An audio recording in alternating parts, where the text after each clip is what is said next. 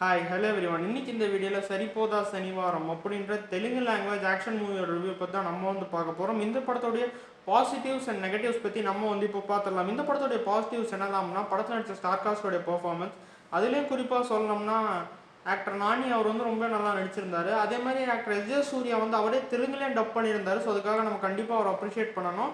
இந்த மூவியோட ஸ்டோரி ரொம்ப யூனிக்காக இருந்ததுன்னு சொல்லலாம். இந்த படத்தோடைய மேக்கிங் அப்சல்யூட்லி அமேசிங்காக இருந்தது. அதுலேயும் குறிப்பாக சொல்லணும்னா இந்த படத்தோடைய மியூசிக் டைரக்டர் அவருடைய மியூசிக் மூலியமாக சீன்ஸை நல்லா எலிவேட் பண்ணியிருந்தார். இந்த படத்தில் ஹீரோவுக்கு சேடே ஆச்சுன்னா கோபம் வரும். அவருக்கு எதனால் சேடே மட்டும் அவர் கோவப்படுறாருன்றதை அவங்க ஜஸ்டிஃபை பண்ணியிருப்பாங்க. அந்த ஜஸ்டிஃபிகேஷனுமே ரசிக்கும்படியாக இருந்தது. இந்த படத்துக்கு பெரிய ப்ளஸ் பாயிண்ட் அமைந்த விஷயம் இந்த படத்தோடைய இன்டர்வல் பிளாக் தான்.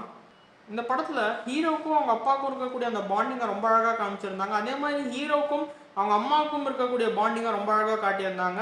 அண்ட் இந்த மூவியில் பார்த்தீங்கன்னா நானி அவர்கள் நடித்த நானி படத்தை பற்றின டயலாக்ஸ்லாம் வரும். அதெல்லாம் ரொம்ப இன்ட்ரெஸ்டிங்காக இருந்தது பார்க்குறதுக்கு. படத்தில் வர ஒரு சில அன்எக்ஸ்பெக்டட் சீக்வன்சஸ் கமர்ஷியல் மூவி லவர்ஸை பயங்கரமாக இம்ப்ரெஸ் பண்ணும். இந்த படத்துடைய நெகட்டிவ்ஸ் பற்றி நம்ம இப்போ பார்த்துடலாம். ஸோ இந்த படத்தில் ஹீரோக்கும் வில்லனுக்கும் ஒரு கேட் அண்ட் மவுஸ் கேம் காட்டியிருப்பாங்க. அந்த கேட் அண்ட் மவுஸ் கேமை நம்ம ஏற்கனவே தமிழ் சினிமாவில் நிறைய படங்களில் பார்த்துருப்போம். அதே மாதிரி ஹீரோவுக்கும் அவங்க அக்காவுக்கும் இருக்கக்கூடிய அந்த பாண்டிங்கை இவங்க இன்னுமே கொஞ்சம் ப்ராப்பராக எஸ்டாப்ளிஷ் பண்ணியிருக்கலாமோ அப்படின்றது தான் எனக்கு ஃபீல் ஆச்சு. படத்தில் இருந்த ரிப்பிட்டேஷன், லாஜிக் மிஸ்டேக்ஸ் அண்ட் கிளீஷியர் மூமெண்ட்ஸை அவங்க ஓவர் கம் பண்ணி வந்திருக்கலாம். இந்த மூவியோடைய ரன்னிங் டைம் கிட்டத்தட்ட 3 மணி நேரம் இருக்கும். அவ்வளோ பெரிய ரன்னிங் டைம் இந்த படத்துக்கு தேவையில்ல. ஒரு 2-2.5 மணி நேரத்துலேயே அவங்க சொல்ல வந்த கதையை அவங்க சொல்லியிருக்கலாம். இந்த மூவியோட ரன் டைம் 3 மணி நேரம் நான் சொன்னேன்ல.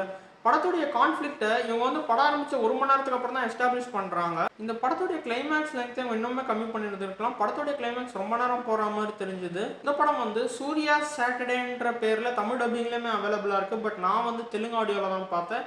ஸோ ஓவராலாக இந்த படத்தை பற்றி சொல்லணும்னா என்னதான் இந்த படத்தில் ஒரு சில ஃப்ளாஸ்ன்றது இருந்தாலுமே இந்த படம் போர் அடிக்காமல் போகுது. ஸோ அதுக்காக இந்த படத்தை நம்ம பார்க்கலாம். இந்த படத்துக்கு நான் கொடுக்கக்கூடிய ரேட்டிங் 6/10. இந்த படம் இப்போ நெட்ஃப்ளிக்ஸில் ஸ்ட்ரீம் ஆகிட்டு இருக்கு. சப்போஸ் நீங்கள் இந்த படம் பார்த்துருந்தீங்க அப்படின்னா உங்களோட ஃபீட்பேக் கமெண்ட் செக்ஷன் கமெண்ட் பண்ணுங்க. அண்ட் இந்த வீடியோ உங்களுக்கு பிடிச்சிருந்தா மறக்காமல் லைக், ஷேர் அண்ட் சப்ஸ்கிரைப் பண்ணுங்க.